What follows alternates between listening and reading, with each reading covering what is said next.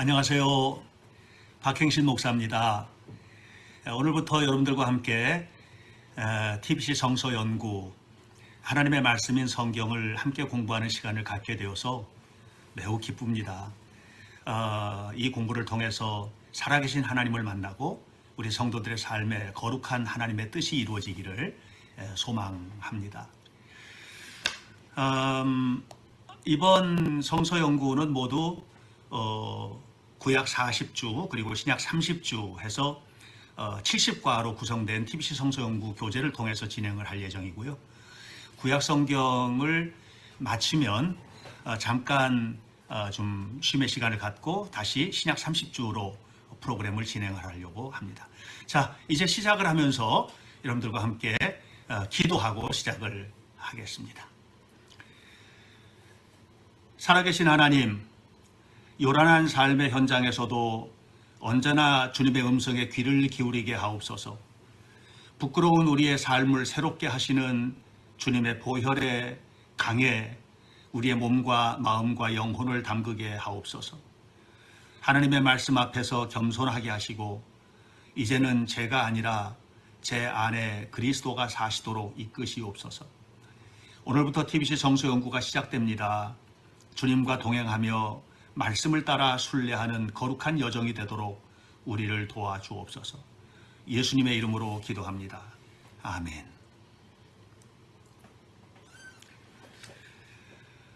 오늘은 이제 첫 번째 만남입니다. 이제 여러분들과 만나는 오늘 첫 번째 시간인데 말씀을 좀 읽으려고 합니다. 시편 66편과 136편 말씀을 읽을 텐데요.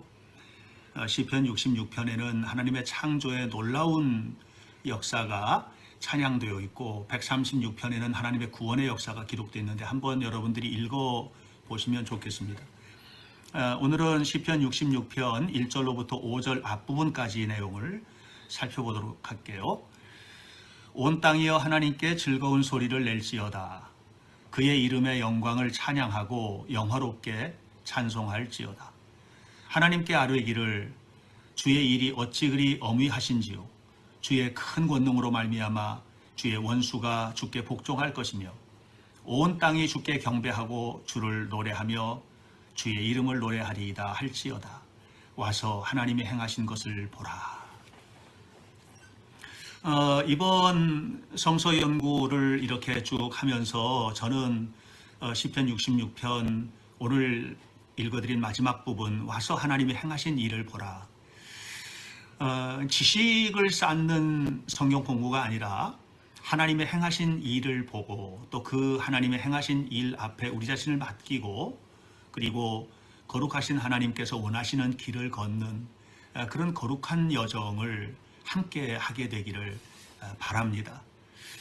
오늘은 여러분들과 함께 이제 성경의 세계 속에 들어가게 되는데 이번 전체적인 프로그램을 통해서 저는 하나님께서 행하신 일을 보고 또 하나님과 함께 동행하면서 그 하나님의 나라를 우리 모두가 다 경험하는 그런 시간이 되었으면 좋겠습니다. 특별히 하나님이 창조하신 세계 그리고 하나님께서 시작하시고 이루시고 완성하실 교회 그리고 이 땅을 향하여 말씀하시는 하나님 또 우리 개개인을 향해서 말씀하시는 하나님의 음성을 듣는 그런 거룩한 시간이 되기를 소망합니다. 오늘은 여러분들과 함께 하나님의 말씀인 구약 성서를 함께 좀 들여다보려고 합니다. 구약 성경은 어떤 책인가? 앞으로 40주 동안에 이제 구약 성경을 함께 공부하게 될 텐데 이 구약 성경이 어떤 책인지를 오늘은 함께 나누는 그런 시간이 되겠습니다. 그런데 이 구약 성경 안에는 전체적인 흐름들이 5개의 C 안에 포함되어 있습니다. 영어 대문자, 영어 그 머리 글자가 C로 시작되기 때문에 이제 5C라고 이렇게 했는데요. 이제 성경의 총 주제가 창세기부터 구약 성경 전체 그리고 신약 성경 전체 그 속에 이 5C 이야기들이 펼쳐지게 되는 거예요. 그 첫 번째 C는 창조입니다. Creation. 하나님이 창조하신 우주, 이 우주는 전능하신 하나님의 손길이 펼쳐진 공간이고 그래서 이 우주 속에 속속들이 섭리하시고 이끌어 가시는 하나님의 손길을 바라보는 것이 신앙입니다. 그런데 인간은 그런 창조 질서를 파괴하고 말았지요. 아담 이후의 모든 인간은 하나님의 창조를 질서 있게 보존하기보다는 욕망과 욕구의 대상으로 삼아버렸습니다. 그래서 황폐한 세상이 되었고 결국은 하나님이 창조하신 창조를 착취한 인류의 미래는 여전히 불확실하다. 오늘날도 지금 코로나19 때문에 고통을 겪고 있는데 이것 역시 하나님의 창조를 파괴한 인간에게 주어진 또 인간이 맞이하게 된 불행한 현실이라고 볼 수 있겠습니다. 두 번째 C는 covenant, 언약입니다. 이렇게 무너진 세상을 향하여 하나님은 구원의 발돋움을 시작을 하시는데 특별히 이를 위하여 하나님은 이스라엘과 특별한 언약을 맺으십니다. 시내산 언약입니다. 이 시내산 언약의 핵심은 이스라엘 백성들이 하나님의 백성이 되고 제사장 나라가 되라는 것입니다. 나중에 이제 이 부분을 더 구체적으로 공부하겠습니다만은 근데 이스라엘은 이런 하나님의 마음을 알지 못하고 끊임없이 타락의 길을 걸었습니다. 그래서 구약 성경 전체는 타락한 이스라엘 백성들이 걸어갔던 걸음걸음을 우리가 살펴보는 여정이라고 할 수가 있겠습니다. 이런 세상을 향해서 하나님께서 세 번째 C, 그리스도를 보내주셨습니다. 당신의 독생자 예수 그리스도를 보내주셨습니다. 죄와 사망으로 무너진 세상에 오신 그리스도, 그분은 세상에 오셔서 십자가에 달려 죽으시고 다시 살아나심으로 생명이 되셨습니다. 바로 이 주님의 십자가와 부활 사건, 이것은 제자들에게도 영향을 크게 미쳤는데 십자가에 달리셨을 때 모두 다 십자가를 피하여 도망갔던 제자들이 부활하신 그리스도 때문에 다시 모이게 되고 우리가 잘 알고 있는 사도 바울도 부활하신 그리스도를 만남으로 회심을 경험하게 됩니다. 특별히 그리스도는 이제 성경 구약과 신약의 아주 중요한 분기점이 됩니다. 구약은 메시아이신 예수 그리스도를 예언하는 사건들이고 신약은 메시아이신 예수 그리스도가 이 땅에 오셔서 이루신 죄와 사망을 완전히 해방하시고 우리에게 하나님의 나라를 허락하신 이 사건의 성취 그리고 기억, 그것을 끊임없이 기억하면서 하나님의 나라를 이어가는 이런 이야기들이 이제 신약 성경이라고 볼 수 있는데 이 양면, 구약과 신약이라는 양면, 예언과 성취라는 양면의 중심에 예수 그리스도께서 계십니다. 교회는 네 번째 C입니다. Church. 이 교회는 그리스도의 부활을 경험한 사람들의 모임이며 그리스도가 중심이 된 공동체를 교회라고 합니다. 그리고 또한 이 교회는 결국 그리스도에게서 시작된 하나님의 나라를 이 땅에 끊임없이 증거하는 선교 공동체 이상도 이하도 아닙니다. 교회는 특권층도 아니고 교회는 하나님의 말씀을 받고 그것을 전하는 거룩한 제사장직을 감당하는 그런 교회이죠. 선교 공동체입니다. 이렇게 교회가 하나님의 나라를 증거하고 그래서 결국은 마지막 시를 향해서 가게 되는데 마지막 시는 consummation, 완성입니다. 하나님은 예수께서 재림하실 때에 새 하늘과 새 땅이 이루어질 것에 대한 약속을 하셨고요. 그것은 현실로 이루어지게 될 것입니다. 새 하늘과 새 땅은 처음 창조하신 우주 창조의 완성이고요. 알파이신 하나님이 오메가 사역입니다. 그래서 모든 것이 완성되는 이 거룩한 나라가 이제 앞으로 이루어지게 될 것입니다. 이미 시작되었지만 아직 이루어지지 않은 그 나라를 향해서 우리는 가고 있고 그 과정에서 우리가 어떻게 살아야 될지에 대한 부분들을 공부하는 것이 이제 TBC 성서 연구의 핵심이라고 할 수 있겠습니다. 자, 그러면 우리가 이 TBC 성서 연구를 어떻게 진행하게 될까요? 몇 가지 단계를 여러분들이 좀 잘 이해하시면 좋겠는데 첫 번째는 TBC 성서 연구의 중요한 교재는 성경입니다. 여러분들이 가지고 계신 교재가 아니고요. 성경이 메인 텍스트, 주 교재입니다. 그 말씀을 우리가 함께 배우고 그 말씀 안에 담겨있는 하나님의 말씀을 헤아리는 것이 목적입니다. 그러므로 여러분들은 성경을 읽으셔야만 합니다. 이제 이따 끝날 때쯤은 다음 주에 읽어올 성경은 어디입니다 하고 말씀을 드릴 텐데 그 말씀을 꼭 읽어주셔야 하고요. 그 다음에 두 번째는 여러분들이 가지고 계신 교재를 읽으셔야만 합니다. 그것은 본문을 가장 잘 요약해 놓은 책이기 때문에 그 책을 읽으면 본문의 내용을 이해하실 수 있을 것입니다. 그래서 성경의 내용을 더 잘 이해할 수 있어요. 그래서 이 교재를 2번 정도 정독을 해 주시면 좋겠고요. 그리고 난 다음에 이제 계속해서 우리가 성서 연구가 진행이 될 텐데 그러면 지난주에 배웠던 말씀을 꼭꼭 되씹으면서 삶에 적용을 하고 또 앞으로 배울 말씀을 기대하면서 한 주간을 보내는 겁니다.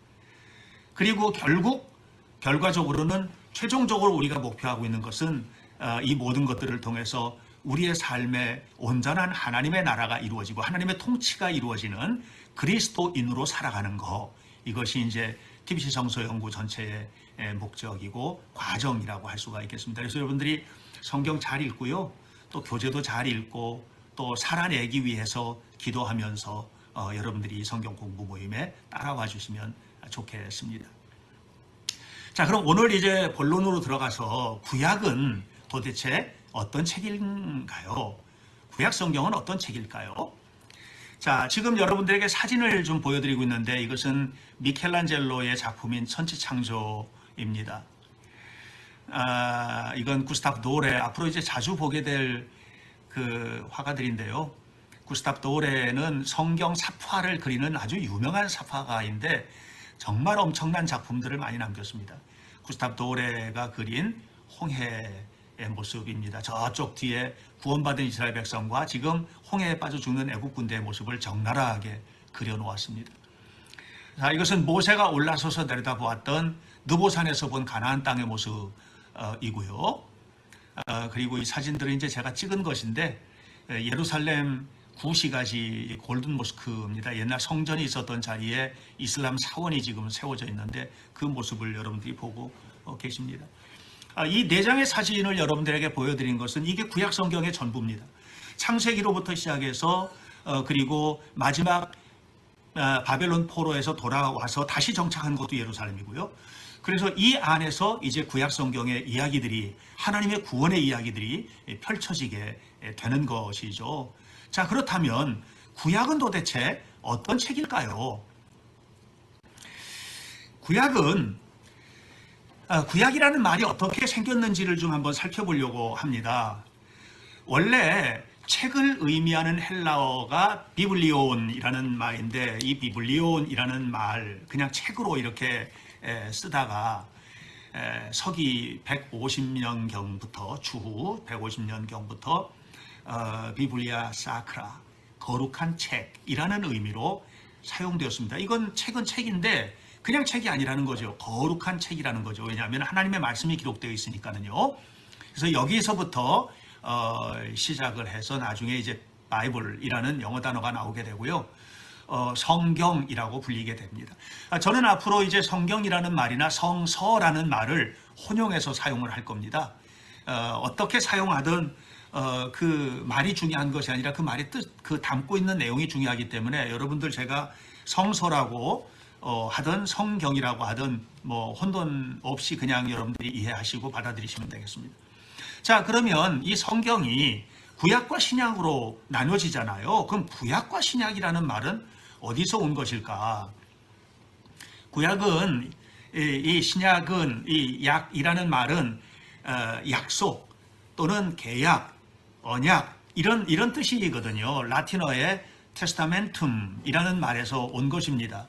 그러니까 구약 그러면 오래된 계약 또는 오래된 언약, 신약 하면 새로운 계약 또는 새로운 언약 뭐 이렇게 이해하시면 되는데 이 말이 처음 사용된 것이 고린도후서 3장 5절부터 18절에 나오는 바울의 말입니다. 여기서 이제 6절을 보면 바울이 이렇게 말합니다. 그가 우리를 새 언약이거든요. 조금 아까 제가 라틴어 테스터멘툼이 언약이라고 그랬잖아요. 새 언약인인 거예요. 신약인 거예요. 신약의 일꾼이 되게 하셨다. 이렇게 이제 하고 있고, 그런데 이렇게 새 언약이 우리에게 왔음에도 불구하고 14절에서 바울이 이제 14절, 15절 이렇게 말하면서 지금도 구약을 읽을 때 수건 뒤집어서 씌워놓고 읽는 사람이 있다. 수건을 벗겨내야 된다 하는 그런 이야기를 합니다. 여기서 이제 구약이라는 이야기가 납니다. Old Testament, Testament 이렇게 이제 이야기할 수 있는데 바로 이 구약과 신약이라는 개념이 여기에서 생겨나게 됩니다. 결국은 구약 성경은 어떤 책이냐 하면 이스라엘의 민족이 경험한 하나님의 구원을 기록한 책이에요. 이게 이제 구약 성경이에요. 이스라엘 민족이 경험한 하나님의 구원을 기록한 책이고요. 그리고 이 하나님의 구원을 이스라엘이 경험한 이 책이 이제 오늘 우리들에게까지 고스란히 하나님의 말씀으로 전해져 내려오게 된 거죠. 특별히 구약 성경의 시기는 이미 앞에 사진으로도 좀 보셨지만 창조로부터 예수 그리스도가 이 땅에 오시기까지의 하나님의 구원의 역사, 이것을 이제 기록한 것이 구약 성경입니다. 그런데 여러분, 유대인들은 구약 신약이 없지 않습니까? 그래서 구약 성경이라는 개념 자체가 없습니다. 그들은 구약 성경이라는 개념이 없다 보니까 그냥 성경 이렇게 부르는데 그들은 성경이라고 부르지도 않고요. 율법을 토라라고 하고 예언서를 느비임이라고 하고 그리고 성문서를 케투빔이라고 하는데 그들의 언어로 그렇게 부르는 겁니다. 그렇게 하는데 여기에 이제 이 세 부류의 묶음들의 첫 글자를 따서 타나크라고 합니다. 그래서 히브리인들은 성경이라는 말보다는 타나크라는 말을 많이 사용을 합니다. 그래서 어디서 여러분들이 뭐 강의를 듣거나 아니면 무슨 책을 보거나 할 때 타나크라고 하면 유대인들이 말하는 구약 성경, 다시 말하면 그들의 경전을 말하는 것이다. 이렇게 이해를 하시면 되겠습니다. 자, 그러면 좀 더 깊이 이제 성경에 대한 이야기를 좀 함께 나눠보도록 하겠습니다. 성경이 우리의 손에 오기까지 어떤 과정을 거쳤는지, 그리고 그 성경은 어떻게 기록이 되었는지, 그 속에 어떤 내용들이 담겨져 있는지, 이런 내용들을 우리가 함께 좀 살펴보도록 할게요. 자, 성경은 신구약 성경 전체를 말하는 겁니다. 이 성경은 온 인류를 구원하시는 하나님의 거룩한 역사를 증언하는 책입니다. 거룩한 책이죠. 하나님의 말씀이 기록된 책입니다. 그래서 성경 66권인데, 총 66권인데, 이 66권의 성경은 모두가 다 하나님의 감동으로 기록된 책이라고 이렇게 디모데 후서 3장 16절은 이야기를 하고 있습니다. 하나님의 감동으로 기록된 책, 하나님의 감동을 받은 수많은 증인들이 기록한 책입니다. 구약 성경 39권을 기록을 했고요. 신약 성경 27권을 기록했습니다. 이거 기록된 기간은 전체적으로 약 1600년 정도의 긴 기간이 소요가 되었습니다. 그런데 이 성경을 그러면 기록한 것은 성령의 감동을 받은 사람들인데, 사람이 기록을 했잖아요. 사람들이 기록을 했는데, 그런데 이 성경이 원저자는 하나님이십니다. 하나님의 말씀하시는 하나님으로 성경은 얘기하잖아요. 요한복음 1장을 보면 태초에 말씀이 계시니라 이렇게 말하고, 이 말씀이 하나님과 함께 계셨으니 말씀은 곧 하나님이시니라 이렇게 말씀을 하고 있습니다. 말씀이 하나님이신다는 얘기는 하나님은 말씀하시는 하나님이라는 그런 뜻입니다. 그럼 하나님은 말씀을 하셨으면 인간이 기록을 했으니까 기록자가 하나님이고, 그러면 들었을 거 아니에요. 경청한 겁니다. 그리고 그 경청한 내용들을 모두 다 기록한 것이 아니고, 이제 나중에 좀 더 뒤에 보겠습니다만은 이것이 그냥 하나님은 말씀하시고 그걸 받아 쓰고 한 게 아니거든요. 말씀하신 것을 듣고 삶으로 옮기고, 들은 것을 자손들에게 또 옮기고, 이렇게 하면서 이제 여러 세대가 거쳐지게 되는데, 그러다 보니까 이제 나중에 이것을 기록하는 기록자들은 그렇게 전해왔던 이야기들을 구별하고 또 선별해내고 또 이상한 것들은 또 생략도 해내고 이런 작업들을 거치게 됩니다. 이렇게 하다 보니까 제가 가끔 이제 설교를 하거나 성경 공부할 때 행간이라는 말을 하는데 어떨 때는 과감하게 많은 것들을 덜어내다 보니까 그 속에 수많은 이야기들이 숨겨져 있는 거예요. 이게 이제 행간이라고 하는데 그것은 기록의 생략으로 말미암아서 남겨진 공간이라고 볼 수 있습니다. 이렇게 해서 기록이 됩니다. 그러니까 원저자는 하나님이시고 기록자는 성령의 인도하심을 따라 기록한 사람들입니다. 그 기록하는 방식은 생략하고 구별하고 선별해서 기록했고요. 이 말씀은 하나님의 말씀이니까 시대를 초월해서 장소를 초월해서 온 인류에게 주시는 하나님의 말씀이다. 이렇게 여러분들이 이해하시면 되겠습니다. 자, 이렇게 성경이 기록돼서 오늘 우리들에게까지 왔는데 그러면 처음 기록됐던 성경은 어딨냐? 없습니다. 처음 기록됐던 성경은 보존되어 있지 않고요. 가장 오래된 성경으로 기록된 것들도 이제 70인역 기원전 3세기경에 이제 기록된 것이고요. 그 다음에 사해사본은 기원전 1세기로부터 주후 1세기까지 그 어간의 사해 근처에 있는 동굴의 그 마을에서 경건한 유대인들이 기록을 한 것인데 바로 이런 것들이 이제 오래된 사본으로 남아있고 그 이외에도 여러 개의 사본들이 나중에 좀 소개할 것입니다. 남아 있습니다. 그 원전은 그럼 뭐지? 원전은 이렇게 수많은 사본들이 있는데 이런 사본들, 이 필사된 사본이에요. 사본은 서기관들이 계속해서 썼어요. 그러니까 쓰다 보면 우리가 정말 정성껏 쓴다고 하더라도 그 쓴 것을 말 하나 잘못 쓰거나 뭐 이럴 수 있잖아요. 특별히 히브리어는 나중에 이제 히브리어를 제가 보여드릴 텐데 히브리어는 점도 많고 그래서 점 하나 잘못 찍으면 전혀 다른 의미로 막 바뀌고 이렇게 되거든요. 그러다 보니까 수많은 사본들을 서로 비교하고 분석하고 연구하고 해가지고 전체적인 문맥과 통하고 전체적인 내용과 통하고 이런 본문들을 하나하나 지금 우리 성경으로 말하면 한 절 한 절을 전부 다 골라내고 해서 원본에 가장 가깝게 생각되는 본문들을 골라서 기록한 것이 원전입니다. 그러니까 우리는 원전을 가지고 지금 성경을 읽고 있다 이렇게 보시면 됩니다. 그리고 이 원전, 성경 원전에서 이제 각 나라 말로 이제 번역이 되잖아요. 최초의 번역은 히브리어 성경이 헬라어, 고대 그리스어로 번역된 것이 최초의 번역인데 70인역이라고 말합니다. 바로 그 번역본을 기점으로 해서 오늘날까지 수많은 번역본들이 나왔는데요. 지구상에는 약 7,359개 언어가 있답니다. 뭐 예를 들면 필리핀 같은 나라는 뭐 섬마다 다른 언어를 쓴다고 하니까 얼마나 많은 언어들이 있겠습니까? 그런 언어가 있는데 이 언어 중에서 지금 번역이 완료된 언어는 3,395개 언어로 성경이 번역이 되었다고 합니다. 엄청나죠? 세상에 이렇게 많은 언어로 번역된 그런 책이 어디 있겠습니까? 성경이 유일합니다. 이 번역이 이렇게 되어 있는데 그 중에서도 신약과 구약 전체적인 성경, 우리가 성경 전서라고 말하는 신구약 성경 전체가 번역된 것은 694개 언어로 번역이 되어 있고요.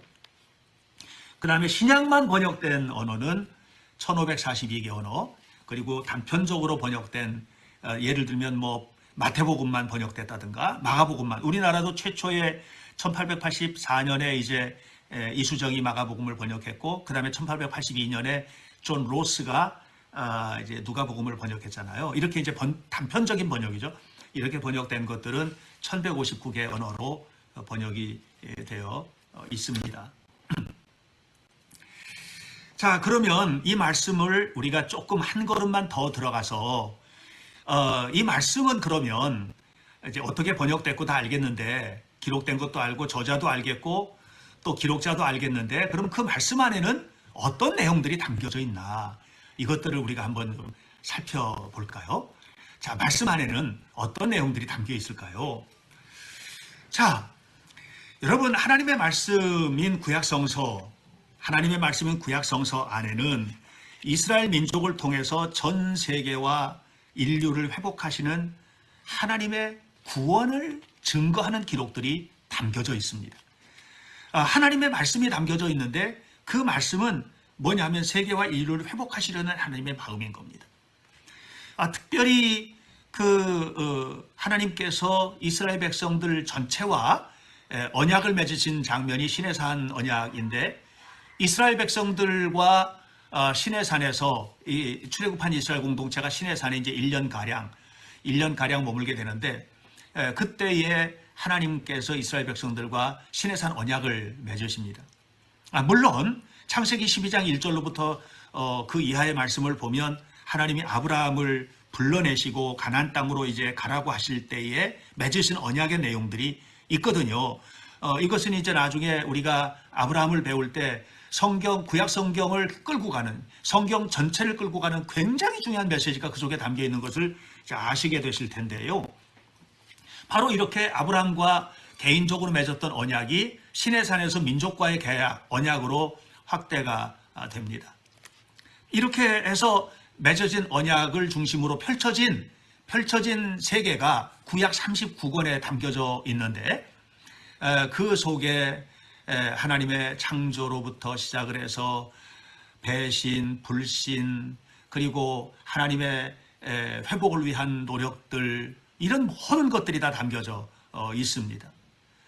특별히 구약 39권에 담긴 이스라엘 역사와 신앙 고백은 단순히 이스라엘을 위해서 주신 말씀이 아니고, 이 말씀은 인류를 향하신, 오늘 우리를 향하여 구원의 은혜를 베풀어 주기 위하여 증언하는 기록이다. 이렇게 여러분들이 이해하시면 되겠습니다.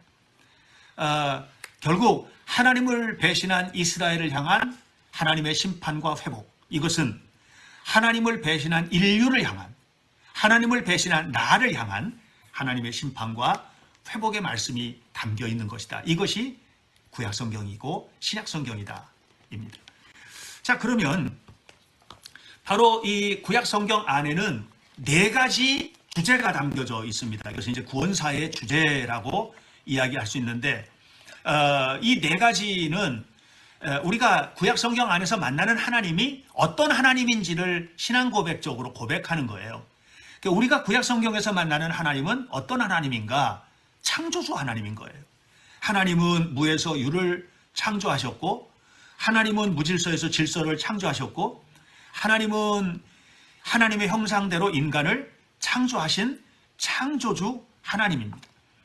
온 우주는 하나님의 피조물이고 하나님의 작품입니다. 우리 한 사람 한 사람도 하나님의 작품입니다. 우리 하나님은 창조주 하나님입니다. 이것을 고백하는 신앙 고백입니다. 두 번째 담겨진 구약성서의 주제는 공의의 하나님입니다. 공의의 하나님. 하나님은 의로우신 하나님이라는 거죠. 하나님은 불의를 용납하지 않는 하나님이십니다. 하나님은 고통당하는 이스라엘 백성들, 이집트에서 430년 동안 고통을 당하면서 그들이 부르짖으실 때 외면하지 않으셨습니다. 그리고 그것을 들으시고 그들을 해방시켜 주셨습니다. 공의의 하나님이십니다.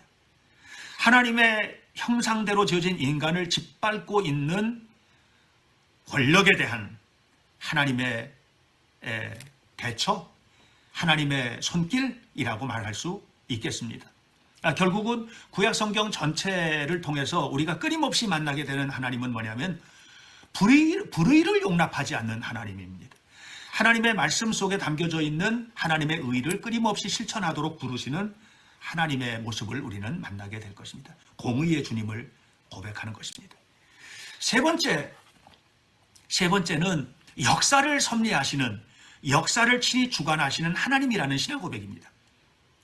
하나님은 그냥 만들어 놓고 너희들이 알아서 지내라 이렇게 하시는 하나님이 아니십니다. 우리 하나님은 역사를 이끌어 가시는 하나님이십니다. 역사를 섭리하시는 하나님입니다. 간섭하십니다. 하나님이 간섭하시기 때문에 죄 지은 다윗도 하나님이 간섭하셔서 만지셔서 고쳐놓으십니다. 주관하시는 것입니다. 이스라엘 백성들이 잘못되었을 때, 이스라엘 나라가 잘못되었을 때 그냥 방관하지 않으십니다. 그 나라를, 그 삶을, 그 거룩한 백성을 붙잡아 주시고 배신을 회복하게 하시고 심판하시고 온전하게 하시는 바로 그런 역사의 섭리자로서의 하나님을 우리가 구약성경 전체를 통해서 만날 수 있습니다. 이 하나님을 우리가 안다면 우리 함부로 살 수 없지요. 우리의 삶을 지켜보시는 하나님이시거든요. 네 번째 구약성경의 중요한 하나님은 구원의 주님. 우리 하나님은 구원의 하나님이라는 고백입니다. 타락한 인류, 무너진 삶, 그리고 코로나19로 말미암아서 고통당하는 세계를 방관하지 않으시고 결국은 구원하시고 완성하실 것입니다. 결국 그 구약성경 전체를 통해서 하나님 앞에 이스라엘 백성들의 신앙 고백이라는 것은 뭐냐면 우리들이 잘못했는데 그래서 바벨론의 포로로 끌려갔는데 그냥 하나님은 그냥 거기다 내버려 두지 않으시고 우리를 결국 구원하셨다. 그리고 회복해 주셨다. 그 배후에는 하나님을 향해서 잘못된 부분들을 처절하게 고백하고 또 회개하는 회개 운동이 반드시 전제가 되어 있기는 합니다만은 그래서 이스라엘 백성들은 구약 성경 전체를 이렇게 보면서 하나님이 어떤 하나님이냐에 관한 이런 흐름들을 보게 되는데요. 하나님은 창조의 하나님, 공의의 하나님, 사랑의 하나님, 역사의 섭리자로서의 하나님, 그리고 구원하시는 하나님이라는 신앙 고백을 하게 됩니다. 이런 그 구원사적인 스토리들을 담아내는 이야기가 바로 7개의 이야기가 구약 성경 전체에 기록되어 있습니다. 이 7개 스토리는 창조와 타락, 출애굽, 가나안 정착, 그리고 왕정시대, 남국왕국의 분열, 바벨론 포로기 이후 이런 스토리로 진행이 됩니다. 자, 그러면 이런 구약 성경은 어떻게 구성이 되어 있을까요? 구약 성경은 크게 4개의 뭉치, 4개의 그룹으로 구성되어 있다고 보시면 됩니다. 첫 번째는 율법서, 모세오경입니다. 오경, 율법서입니다. 토라라고 이야기하는. 그리고 두 번째는 역사서, 이스라엘의 역사에 대한 이야기들이 펼쳐지고, 세 번째는 시가서, 시와 찬송이 기록되어 있습니다. 그리고 마지막으로는 예언서. 이렇게 이제 4가지 범주로 되어 있는데요. 이 4가지 범주가 어떻게 구성이 되어 있는지 구체적인 내용들을 함께 좀 살펴보도록 할게요. 오경입니다. 오경은 율법서 또는 토라라고 하는데 이 5권의 책입니다. 창세기, 출애굽기, 레위기, 민수기, 신명기. 이 5권의 책이 핵심입니다. 이 책은 구약 성경의 핵심이고요. 이스라엘 백성들이 최초로 성경을 정경화했을 때, 다시 말하면 성경을 만들었을 때 만들었던 그 수집해가지고 성경으로 만들었던 그 내용이 바로 이 오경입니다. 오경은 토라라고 율법서라고 하는데 이것은 이제 그 가르침 또는 교훈이라는 의미를 가지고 있는 이스라엘의 신앙규범입니다. 이 안에는 세상과 인류의 기원, 그리고 하나님의 백성이 이스라엘 백성들의 신앙과 삶, 그리고 인간의 죄, 그리고 심판, 구원, 이런 내용들이 이 속에 담겨져 있고, 특별히 신의 산에서 맺었던 언약의 내용들 전체와 성막에 관한 내용들 비롯해서 이스라엘 백성들의 삶, 어떻게 살아야 될지, 하나님의 백성은 어떻게 살아야 될지에 대한 전체적인 내용들이 여기에 이제 담겨져 있습니다. 두 번째 그룹은 역사서입니다. 한번 여러분들 읽어볼까요? 다 같이 시작. 여호수아, 사사기, 룻기, 사무엘 상하, 열왕기 상하, 역대기 상하, 에스라, 느헤미야, 에스더. 이게 이제 역사서인데요. 역사서는 말 그대로 그냥 이스라엘의 역사, 쉽게 이스라엘의 역사라고 보시면 되는데 그냥 역사가 아니고 그 역사를 하나님이 어떻게 섭리해 가시는지에 대한 기록입니다. 이스라엘 민족이 출애굽에서 태어났죠. 민족으로 태어난 겁니다. 출애굽 사건을 통해서. 그 이스라엘 민족이 국가가 형성이 된 것은 가나안 정복 이후인데 바로 역사서는 가나안 정복 이후 가나안 땅에 정착하면서부터 왕들이 세워지고 또 나라가 망하고 바벨론으로 끌려가고 다시 돌아오고 여기까지의 내용을 이제 담고 있습니다. 결국은 하나님의 말씀에 대한 이스라엘 백성들의 태도가 어떤 결과를 가져왔는지에 대한 역사적인 사실과 그 속에 담겨져 있는 하나님의 마음을 우리가 볼 수가 있게 되겠고요. 세 번째 시가서입니다. 같이 읽어볼까요?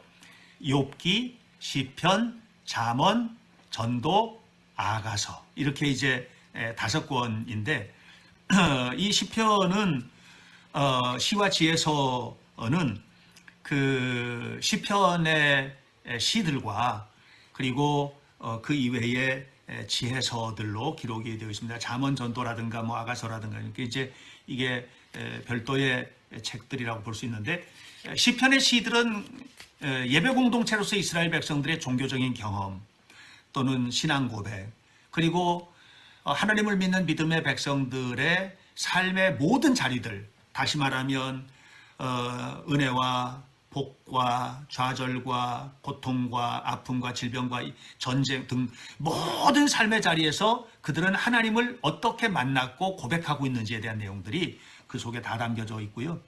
잠언을 비롯한 지혜서는 이제 하나님을 경외하는 것이 신앙의 근본이고 지혜의 근본이기 때문에 어떻게 하나님을 경외하고 살 것인지 또 어떻게 사람답게 하나님을 믿는 사람답게 살 것인지에 대한 내용을 그 속에서 이제 가르쳐주고 있습니다. 그 예언서는 대예언서와 소예언서로 나뉩니다. 대예언서는 이사야, 예레미야, 에가, 에스겔, 다니엘. 소예언서는 호세아, 요엘, 아모스, 오바댜, 요나, 미가, 나훔, 하박국, 스바냐, 학개, 스가랴, 말라기. 이렇게 이제 모두 대예언서 5권과 소예언서 12권 이렇게 분류가 되고요. 학자에 따라서 이 분류는 조금 좀 다르기도 합니다만은 그냥 여기서 우리가 이제 학문적인 통찰을 하는 자리가 아니기 때문에 이렇게 대예언서와 소예언서로 분류된다. 그리고 예언서는 하나님이 왕이시라는 것을 보여주는 겁니다. 하나님이 왕이시다. 하나님의 말씀대로 살아야 된다. 왜 너네들은 그렇게 살지 않느냐? 그렇게 살지 않으니까 하나님의 심판을 받는 거야. 이렇게 하나님의 심판을 선포하고요. 그러나 그럼에도 불구하고 너희들이 회개하고 돌아오면 하나님의 나라가 이루어지게 될 것이다. 하나님이 용서하시고 다시 세워주실 것이다. 라고 하는 소망을 선포했습니다. 예언서가 대예언서, 소예언서는 뭐 더 유명하고 덜 유명하고 이게 아니라 분량 자체가 대예언서는 분량이 많은 예언서, 작은 소예언서는 분량이 작은 예언서 뭐 이렇게 분류된다고 여러분들이 보시면 되겠습니다. 아까 유대인들은 조금 다르게 성경을 가지고 있다고 그랬죠. 이제 신약 성경은 없고 구약 성경도 구약이라고 말하지 않는다고 말씀을 드렸습니다. 그런데 바로 여기 있는 것처럼 유대인들이 분류하는 분류법입니다. 그들은 이제 토라 그리고 느비임 그리고 케투빔 이렇게 이제 세 분류로 나누고요.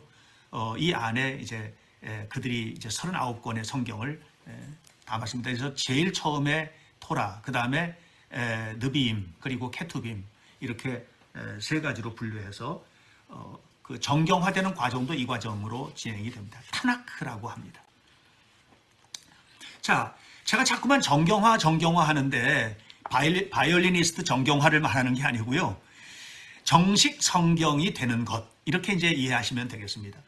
우리는 지금 66권의 정식 성경을 가지고 있잖아요. 이것을 정경이라고 합니다. 이 정경화가 되는 과정이 있습니다. 성경이 처음에는 이제 신약 성경들은 좀 다르지만 지금 구약을 우리가 공부하는 시간이잖아요. 구약 성경은 처음에 하나님의 말씀이 그냥 고스란히 기록된 게 아닙니다. 처음은 구전으로 하나님의 말씀을 들었습니다. 아브라함이 하나님의 말씀 들었잖아요. 들은 것을 그냥 다 문자로 기록한 게 아니에요. 그때는 히브리어가 있지도 않았습니다. 그러니까 그 말씀이 그냥 입에서 입으로, 다시 말하면 아브라함에서 이삭으로, 이삭에게서 야곱으로, 야곱에게서 12아들로 이렇게 입에서 입으로 전해지는 것입니다. 이것을 구전이라고 합니다. 우리나라 옛날 이야기들도 다 이렇게 전해졌죠. 그리고 난 다음에 이제 어느 순간에 이런 말씀들이 기록되기 시작을 합니다. 선별되고 이제 전체적인 것들이 이제 뭐 과감하게 생략도 되고 또 하면서 이것들이 이제 문자로 기록이 되기 시작을 합니다. 그리고 난 다음에 그것을 문자로 기록된 그런 다양한 두루마리들 그것들을 가지고 이제 책으로 두루마리 한 권의 두루마리로 만들게 되는데 그렇게 해서 정경화가 됩니다. 창세기 안에도 굉장히 다양한 요소들이 담겨져 있어요. 창세기도 한 사람이 그냥 쓴 거라고 보기가 어려운 내용들이 많이 있습니다. 우리가 이제 보수적으로 말하면 모세가 기록했다 이렇게 얘기하지만 실제로는 그렇지 않은 내용들이 굉장히 많단 말이에요. 그래서 후대에 그것이 이제 다 편집되고 모세가 하나님의 말씀을 받아서 그냥 그렇게 다 기록한 건 없고 기록된 것은 모세가 들고 내려온 돌판, 십계명 돌판밖에 없는 겁니다. 그러니까 그런 것들이 이런 과정, 이런 정경화의 과정을 통해서 정경이 되었고요. 그리고 정경화가 이루어지는 시기도 처음에 모세오경이 기원전 400년경에 포로기와 관련된 시기죠. 이때 이제 모세오경이 정식 성경이 되었고요. 그 다음에는 예언서, 이걸 아까 말씀드렸죠. 느비임이라고 합니다. 느비임이 정식 성경이 되었고요. 그리고 성문서, 케투빔이 정식 성경이 되었습니다. 이렇게 해서 구약 39권이 정식 성경이 됩니다. 신약 성경은 27권이죠. 그 후에 훨씬 후에 기원 후 서기 397년에 카르타고 회의에서 정식 성경으로 인정이 됩니다. 그래서 모두 66권이 마지막으로 만들어진 것은 AD 397년 카르타고 회의에서 만들어졌다고 보시면 되겠습니다. 자, 그럼 구약 성경은 어떻게 번역이 되어 있을까요? 성경의 언어들인데 구약 성경은 히브리어와 아람어로 되어 있습니다. 이제 히브리어로 다 되어 있고요. 아람어는 에스더서나 다니엘서의 일부가 이제 아람어로 되어 있습니다. 아람어로 되어 있고요.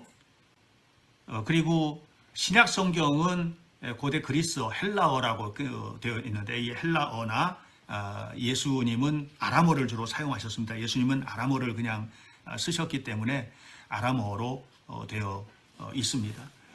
그래서 구약 성경은 히브리어나 아람어, 에스라나 다니엘 일부만 이제 아람어로 되어 있고 나머지 다 히브리어로 되어 있고 또 신약 성경은 고대 그리스어나 또는 예수님은 아람어를 사용을 하셨다. 그러니까 이건 뭐냐면 그 시대에 주로 사용되던 언어로 기록이 된 겁니다. 특별히 구약 성경이 기록되던 당시부터 신약 성경이 기록될 당시는 아람어가 굉장히 중요한 언어였습니다. 그래서 아람어를 아주 많이 사용을 했어요. 여기에 있는 것이 바로 구약 성경 히브리어인데, 자, 여기 지금 보시면 여기에 지금 보여드리고 있는 것이 제가 가지고 있는 히브리어 성경인데, 히브리어 성경이고요. 그리고 또 여기에 지금 보여드리는 것이 제가 가지고 있는 헬라어 성경이 되겠습니다. 이렇게 헬라어 성경이 되겠습니다. 여기에 있는 히브리어 미가서에 있는 말씀 부분인데 조금 제가 좀 읽어드리면 하기드 레하 아담 마토브 우마 아도나이 도레시 민메 키임 아소트 미슈파트 웨아하바트 헤세드 웨아츠네야 레헤트 임 엘로헤아. 이게 이제 미가서 6장 8절에 있는 말씀입니다. 뭐 저는 좀 아주 히브리어를 잘하지는 못하기 때문에 그냥 읽어드렸고요. 그 다음에 이제 요거는 헬라어, 고대 그리스어이거든요. 요한복음 1장 1절로부터 이제 쭉 지금 나와 있죠. 여기 제가 좀 보면 1장 1절부터 2절까지 고대 그리스어로 제가 읽어드릴게요. En arche 에인 홀로고스, 카이 홀로고스 에인 프로스톤 데온, 카이 데우스 에인 홀로고스, 후토스 에인 엔 아르헤 프로스톤 데온. 뭐 이렇게 좀 읽을 수 있을 것 같습니다. 뭐 잘 읽지는 못했지만 그래도 열심히 읽었습니다. 자, 여기에 있는 이 성경이 최초의 번역본입니다. 히브리어 성경이 헬라어로 번역된, 이게 이제 듀크 대학의 파피루스 아카이브에 보관 중인 70인역 시편 90편의 일부를 지금 제가 그 듀크 대학교 사이트에 들어가서 따온 것인데요. 셉차진트 번역본이 되겠습니다. 여기 이제 사해사본은 지금 현존하는 히브리어로는 뭐 가장 그 오래된 사본이라고 볼 수 있겠습니다. 지금 여기 사진에 있는 것이 지난번 성지순례 때 제가 찍은 사진인데, 사해사본이 발견된, 특별히 이사야서가 발견된 제 4동굴입니다. 쿰란 동굴이죠. 여기서 이제 사해사본이 발견이 됐습니다. 마소라 사본입니다. 이건 그 이후에 히브리어가 자꾸만 없어지니까 히브리어를 보존하기 위해서 이제 기록했던 사본이고요. 이게 아람어입니다. 주기도문으로, 아람어로 기록된 주기도문을 제가 지금 보여드리고 있는데, 이게 바로 아람어가 되겠습니다. 성경이 이제 번역이 되는 과정들을 보면 이제 기원전 3세기에 최초의 번역이 이루어지게 되죠. 그것이 70인역 히브리어에서 헬라어로 번역된 것이 최초의 번역입니다.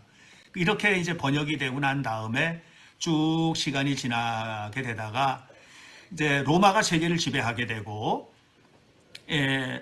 이제 하다 보니까 이제 고대 로마 언어인 라틴어가 주로 사용이 되게 되잖아요. 그래서 라틴어 지역에는 그 지역에 맞는 성경이 필요했습니다. 그래서 고대 라틴역이 번역이 되는데, 뭐 서기 200년경이라고 썼지만 실제로 그 이전부터 계속해서 번역이 됐기 때문에 이것은 정확하게 말하기는 좀 어려운 부분이 좀 있고요. 그리고 라틴어의 그 번역 중에서 불가타역이 정식 라틴어로 번역된 최초의 성경이라고 말을 해도 과언이 아닌 성경인데, 이 성경은 베들레헴에서 번역됐습니다. 베들레헴의 성지순례를 가면 예수 탄생 성당이 있고, 그 탄생 성당 옆에 지하로 내려가면 히에로니무스, 제롬이라고 말하는 바로 이 성 제롬이 성경 번역했던 장소가 고스란히 보존이 되어 있습니다. 여기에서 히에로니무스가 성경을 번역합니다. 라틴어로 번역을 하게 되죠. 이것이 이제 라틴어 번역의 공식적으로 최초의 번역이라고 말을 해도 될 만큼 그런 굉장히 중요한 성경 번역이 되겠고요. 그리고 난 다음에 아까 말씀드렸던 것처럼 여러 가지 번역본들이 나오게 됩니다. 우리나라 성경도 지금 보시는 것처럼 이렇게 이제 여러 개의 번역들이 있는데, 최초의 번역은 신약 성경이 좀 번역이 됩니다. 1882년에 존 로스가 누가복음을 번역하고 바로 그 해에 요한복음을 또 번역을 하는데, 이때 번역에 참여했던 분들은 이응찬, 그 다음에 백홍준, 서상윤, 이성화 같은 이런 한국 사람들입니다. 이분들이 이제 존 로스와 함께 번역 작업을 해서 누가복음 그리고 요한복음을 번역하게 되고요. 한국인이 단독적으로 번역했던 최초의 성경 번역은 1884년에 번역했던 이수정이 일본에서 번역을 하게 되고요. 마가복음을 번역을 합니다. 우리나라 들어온 선교사들은 최초의 선교사들은 놀랍게도 다른 나라 선교사들이 들어가서 그곳에서 성경 번역 사업을 먼저 이제 하게 되는데, 우리나라에 들어오신 선교사님들은 모두 다 번역된 한글 성경을 들고 들어왔다고 하는 것이 놀랍습니다. 네, 이렇게 이제 번역이 됐고요. 그건 다 신약 성경들이고, 구약 성경이 최초에 번역이 된 것은 1898년에 알렉산더 피터스가 번역한 시편 찰요라는 번역입니다.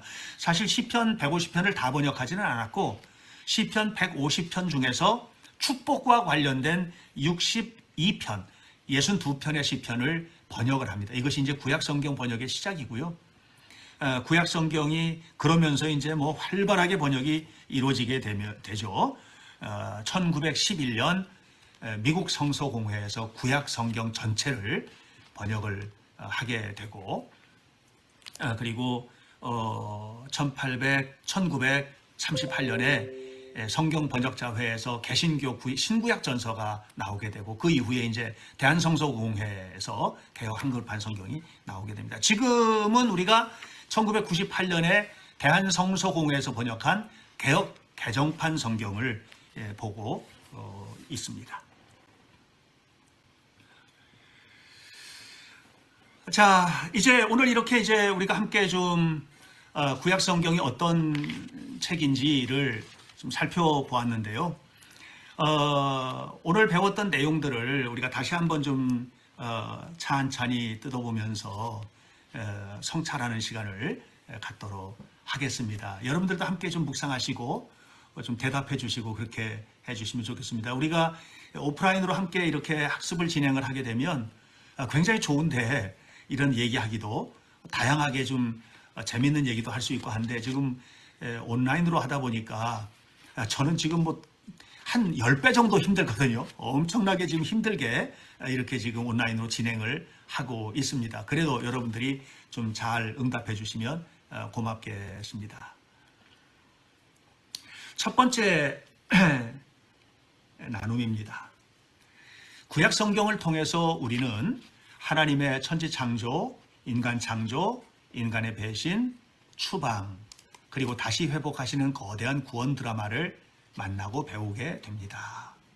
구약을 만나는 나와 우리 교회의 자세는 어떤 것입니까? 어떤 것일까요? 자, 이제 다음 주부터는 구체적으로 이제 창조로부터 해서 구약 성경의 이야기 속으로 들어가게 되는데, 이런 이야기들이 나하고는 무슨 관계가 있을까요? 중요한 것은 나를 위해서 주신 하나님의 말씀이라는 것입니다. 여러분 성경을 읽을 때 책을 읽는 게 아니에요. 나에게 말씀하시는 하나님을 만나는 것이고, 나에게 말씀하시는 하나님의 은혜를 누리는 것입니다. 나를 구원하시는 하나님의 은총 속에 참여하는 것입니다. 이것이 매우 중요하다는 거 여러분들 잊지 마시고, 여러분 정말 건강한 자세로 구약 성경을 읽어나갈 수 있도록 했으면 좋겠고요. 두 번째 나눔입니다. 이제 구약 성경을 보면 그동안에 이제 우리가 좀 구약의 개요를 얘기를 했는데, 구약을 보면 뭐 출애굽, 애굽에서의 해방, 그리고 민족을 형성하고 땅을 정복하고, 그리고 그 속에서 하나님의 말씀대로 살고 하는 것들이 있고요. 또 그 시내산 언약을 앞으로 이제 배워가다 보면 다 아시겠지만, 종들, 여성들, 사실 여성 해방 운동 뭐 이런 거 요즘에 굉장히 큰 이슈가 되지만 어림도 없습니다. 성경에 나와 있는 말씀대로 살면 되는데요. 그 성경에 나와 있는 바로 이 이야기는 수천 년 전에 이미 하나님이 주신 말씀이거든요. 여러분, 예수님을 믿는다는 게 바로 이렇게 앞서가는 겁니다. 놀라운 일이지 않겠습니까? 억눌림에서 해방, 민족을 이루고 땅을 어떻게 대할 것인지, 그 땅을 주신 하나님은 누구인지, 뭐 이런 것들을 우리가 함께 좀 생각할 수 있어요. 그래서 구약 성경을 단순히 그냥 성경을 읽는다, 성경 공부한다가 아니고 우리의 삶을 되살려보는, 오늘 한국 사회가 어떻게 세워져야 될지를 교훈을 얻는 그런 기회가 되었으면 좋겠습니다. 특별히 구약 성서는 이스라엘 민족의 신앙 고백이죠. 뭐 우리하고는 모습도 다르고 살아온 땅도 다르고 다 다른데, 그런 곳에서 하나님의 말씀을 받고 살았던 이스라엘 민족들, 그들이 고백한 신앙 고백, 이것이 이제 성경이라고 그랬는데, 그런 고백들이 나하고 무슨 상관이 있지? 나하고 무슨 상관이 있지? 아까도 말씀드렸다시피 한국 교회가 이 신앙 고백을 건강하게 하지 않으면 교회 미래가 없습니다. 한국 민족도 마찬가지입니다. 깊은 관련성 속에서 이해를 해야지 되겠고요. 네 번째, 구약 성경에 나오는 이스라엘 민족의 구원은 이 세상 모든 나라, 모든 민족, 인류 전체의 구원을 증언하고 예시하시는 하나님의 부르심이다. 이스라엘은 그냥 이런 부르심을 온 인류, 온 세상과 역사 속에 부르시는 하나님의 부르심을 모델로 보여주시는 통로였다 하는 것입니다. 그러니까 그러면 교회가 건강하게 세워져야 되는 이유가 뭐지? 우리가 모델이 되는 거예요. 한국 교회가 모델이에요. 우리 현대교회 성도들, 여러분들, 하나님의 부르심을 받은 여러분들 한 사람 한 사람이 모델인 거예요. 하나님이 여러분들을 통로로 세상에 보여주길 원하시는 거예요. 우리 교회를 통로로 세상에 보여주길 원하시는 거거든요. 이것이 교회의 소명이고 우리들의 소명이에요. 이런 부분들을 넉넉히 잘 이해를 해야만 할 것입니다. 자, 그러면 제가 여러분들에게 질문을 할 거거든요. 질문을 할 텐데 질문을 한 대목 한 대목을 잘 살펴보면서 응답해 주시길 바랍니다. 첫 번째 질문입니다. 우리의 신앙의 근본인 성서는 누가 어떻게 기록한 것입니까? 대답해 주시기 바랍니다. 두 번째 질문입니다. 구약 성서는 오늘 나의 삶 속에서 어떤 의미를 가지고 있습니까? 세 번째 질문입니다. 우리는 구약 성서를 신약 성서와 마찬가지로 하나님의 말씀으로 인정하고 있습니까? 대답해 주시기 바랍니다. 구약 성서가 우리 손에 들어오기까지 과정을 보면서 정말 오랜 기간 동안에 수많은 사람들을 통해서 왔구나. 그래서 성서의 소중함을 좀 느끼셨나요? 마지막 질문입니다. 오늘 성서 연구 시간을 통해서 깨달은 내용, 기억나는 내용을 함께 나누어 보시고 그리고 TBC 성수 연구에 임하는 다짐들, 이런 다짐들을 여러분들 좀 메모하시면 좋겠습니다. 메모로 한번 구체적으로 해보세요. 여러분들 메모를 해서 가까운 분들과 좀 나누시고 또 가능하다면 저에게도 그런 그 어떤 각오들을 한번 좀 보내주시면 좋겠다 이렇게 생각을 합니다. 여러분, 오늘부터 우리는 TBC 성서 연구를 시작하였습니다. 성경은 우리 인생에 대한 심오한 질문입니다. 성경 안에는 엄청난 질문들이 있습니다. 당신 어디서 왔습니까? 당신 누굽니까? 그리고 당신은 어디로 가고 있습니까? 여기에 대한 해답을 성경은 해주고 있습니다. 이걸 안다는 것은 나를 안다는 것인데, 나를 안다는 것은 결국은 삶을 아는 것이고 인생을 아는 것이고 세상을 알아가는 것이거든요. 그 출발이 나예요. 근데 이 모든 것을 하나님은 우리에게 성경을 통해서 해답을 주시는 것입니다. 결국 성경이 우리에게 던지는 질문은 우리의 삶을 더욱 심오하고 숭고하게 바라보게 하는 겁니다. 그리고 우리의 삶에서 수많은 질문들, 병들었을 때, 나약했을 때, 기쁠 때, 즐거울 때, 행복할 때, 부부관계 속에서, 자녀교육 속에서 엄청나게 많은 질문들이 있잖아요. 이 질문들에 대한 해답을 찾도록 이끌어가게 될 것입니다. 이번 TBC 성서 연구는 이런 해답을 찾아가는 과정입니다. 왜 실패했을지 해답을 찾아야 됩니다. 어떻게 가면 하나님이 기뻐하시는 삶으로 갈 수 있을지 해답을 찾아야 됩니다. 나는 TBC 성서 연구를 통해서 이 질문에 대한 해답을 찾는 여정에 여러분들을 내보내는 것이 아니라 저도 여러분들과 함께 할 것입니다. 다음 주에는 진짜 본론으로 이제 들어가게 되는데요. 다음 주에는 여러분 그 구원사 성경 공부 2강을 배우게 될 텐데 창세기 1장과 2장을 꼭 읽어 와 주시기를 바라고요. 그리고 1장과 2장을 통해서 하나님의 창조에 관한 이야기들을 함께 나누게 되겠습니다. 어떻게 창조되었고 어떻게 생명이 부여되었으며 인간은 어떻게 만들어졌고 어떤 사명을 받았고 어떻게 살아야 했는지 이런 내용들을 우리가 함께 좀 살펴보도록 하겠습니다. 오늘 저와 함께 하신 1시간 동안의 TBC 성서 연구 너무너무 감사하고요. 앞으로 이제 40주 동안 40강 동안에 진행될 구약 성경의 진행이 저와 여러분 사이에 그리고 하나님과 함께 이 땅 위에서 살아내야 할 삶을 이야기하고 특별히 하나님께서 원하시는 그 놀라운 질문에 대한 해답을 찾아가는 그리고 우리가 하나님을 향해서 질문하는 그 질문에 대해서도 해답을 찾아가는 거룩한 순례의 여정이 되기를 바랍니다. 정말 감사합니다. 늘 행복하시고 한 주간 동안 오늘 배웠던 말씀들 묵상하고 또 다음 주에 함께 나눌 내용들 함께 공부하고 읽고 하면서 아름다운 말씀과 동행하는 한 주간이 되시기를 바랍니다.